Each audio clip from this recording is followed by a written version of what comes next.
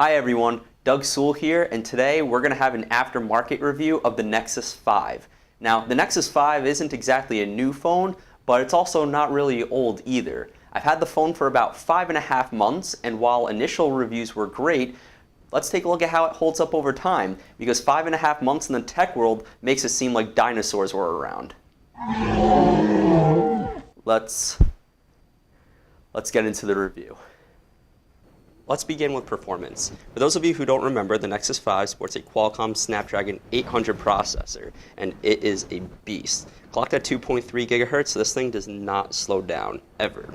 As you can see, app switching is nearly instantaneous, which is awesome. It's faster than you could ever want a phone to be. I have Riptide GP2 here pulled up to its highest graphical settings. And as you can see, there are no slowdowns, no skips. This thing is a beast, and it'll probably be able to handle anything that comes to the Play Store for the foreseeable future, since right now the Snapdragon 800 processor really is one of the best mobile processors on the market for both performance and graphical settings. And because it's not running, any sort of special user interface like TouchWiz from Samsung or HTC Sense, system resources are at an all-time low. So even though the phone only has 2 gigabytes of RAM and a lot of flagships coming out have 3, this phone really doesn't need it because I've never actually needed more RAM. This phone is held up for the past 5.5 months. I can't say the same for all my other devices. Now, while I haven't had this phone, for more than a year yet, what I can say is that my Galaxy S3 definitely did not last without any skips for 5.5 months. And my Nexus 7, after 1 year from the 2012 model, it's even just navigating menus is choppy. But this phone, 5.5 months later, still performs like brand new. And that's great to know that it's been holding up thus far. Unfortunately, the Nexus 5 does make some cuts when it comes to the battery. With a 2300 milliamp battery, it's definitely far from perfect. However, it gets me through the day. I typically get between 2 and 3 hours of on-screen time before it needs a full recharge. I use my phone for web browsing, email, social networking, texting, phone calls of course, camera, navigation, Bluetooth, and the occasional game.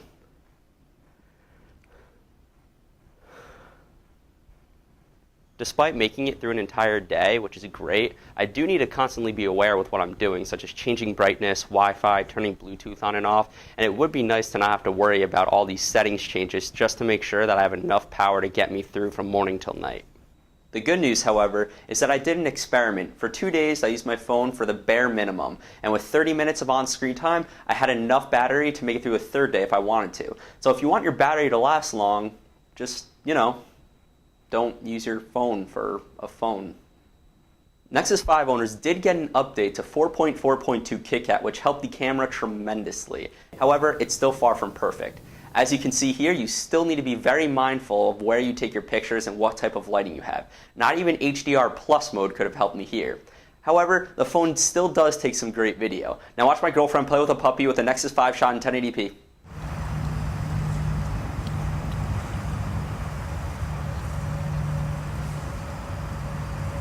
See? Not bad. Another thing that I really want to show you is the built-in photo editor within the Gallery app. I want you to see all the options that they have available here because you can tell that Google definitely paid a lot of attention to this application. You can take a photograph that's really dark and make it into something great. Photospheres are also really fun to play with, and a lesser known fact about the Nexus 5 is the ability to make pano planets out of them. Check out this clip of the residential quad from my university and how easily I make it into a pano planet. After that, I can apply filters if that's your thing, and really make it into a fascinating photograph. While photospheres are great, they really are meant more for yourself than sharing, as Facebook, Twitter, and other social media outlets don't support them at the moment. However, they're great for capturing a really cool place like this one that I took in Greece. One of the really cool features about the Nexus 5 is being able to say, "Okay Google," from the home screen and being able to do a voice command. Unfortunately, that doesn't work within an app, it doesn't work when the phone is locked, and when compared to the Moto X, which allows you to do it from anywhere within the device, it makes the feature of the Nexus 5 look really gimmicky in a way because it kind of defeats the purpose of having that touchless control ability. It makes you wonder why Google actually gave us a taste of the functionality. And the fact that we know with Qualcomm Snapdragon 800 processor that the phone is capable of actually using this feature makes it all the more disappointing. And if you're like me, you don't use Google's normal home screen. I actually personally use Nova Launcher. And once you get rid of Google's home screen, it gets rid of the feature entirely. So hopefully within the next version of Android, Google adds it to the Nexus 5. But for now, it's kind of a useless feature, at least for me, and more of a gimmick than anything. When it comes to the Nexus 5, LG and Google have created something amazing. It looks great, it functions great, and it's even survived a few falls on the concrete. Sure, it doesn't have 3 gigabytes of RAM like some of its competitors, but it really doesn't need it either. The phone also has some of the greatest photo editing capabilities that I've ever seen in a mobile device. However, sometimes I can't help but think what could have been. The Moto X is a great phone. The touchless controls enable you to be able to just say, OK, Google now from anywhere in the device, even when it's locked, to do a voice command.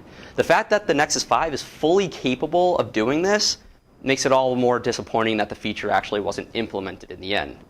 The camera is all right. However, when placed next to a photograph from the Galaxy S4 or the iPhone 5S, my pictures just looked washed out by comparison. The battery gets me through the day. However, I need to be really conscious about what I'm doing and how much I'm using the phone in order to make it through. When getting the Nexus 5, there's a number of things to consider. First of all, this phone is unlocked and without a contract. Secondly, it runs nearly untouched version of Android from Google, and I can guarantee you that when the next major release of Android comes out, the Nexus 5 will be the first phone to get it. You also don't have carrier software to bog down your experience. It also runs just as good, if not better, than any other Android flagship that's on the market. You also need to consider its price. This phone is half the price of a Galaxy S5 and far less than the price of the iPhone 5S. When you consider that, this phone is a steal.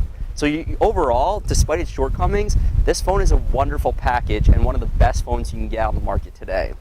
I'm Doug Sewell. Thanks for watching.